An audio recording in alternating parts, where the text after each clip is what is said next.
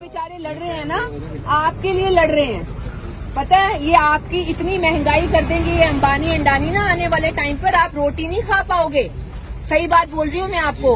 किसान बेचारे अपनी एमएसपी के लिए लड़ रहे हैं, धान उनका नहीं बिक पाता उतना, गन्ने का रेट ये नहीं देते हैं। इतनी गुंडागर्दी, छोटे लोगों को दबाने की कोशिश करते हैं। अगर हम आवाज नहीं उठाएंगे तो कौन उठाएगा?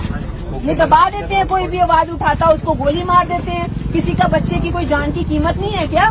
जो कल बेचारा मरा, उसकी 2 बहनें थी, उसकी कोई कीमत की जान की कीमत है कि नहीं है? इनका खुद का मरे तब इनको पता चलता है कि किसी का भाई को कैसे मारा जाता है या किसी की बहन को कैसे मारा जाता है। ऐसी गुंडागर्दी आपको यूपी में खुद खत्म करनी पड़ेगी, नहीं तो ये खत्म नहीं होने देंगे। नहीं तो ये हिंदुस्तान, मुस्लिम, सिख, इसके नाम के ऊपर दंगे फसाद कराते रहेंगे। नहीं तो हम लोगों को आपस में क्या तंगी है एक दूसरे से? हम तो प्यार से रहते हैं, यही लोग दंगे फसाद कराते हैं। इन लोगों से बच के रहो। इनका ये बीजेपी का राज जो है ना, ये खत्म करो।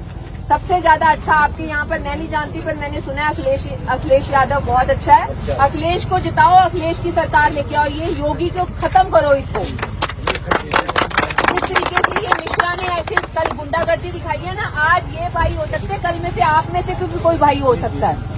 आज हम सब लोगों को इकट्ठे मिलके इनके खिलाफ आवाज उठाने की जरूरत है। नहीं तो मुझे क्या जरूरत थी? मैं भी पंजाब से आई हूँ, रात के 12 बजे से चले हुए हैं यहाँ तक आने के लिए। क्यों? बेचारे इन लोगों के लिए पिछले 1 साल से बॉर्डर पे बैठे अफसर अफसरों को भेजे।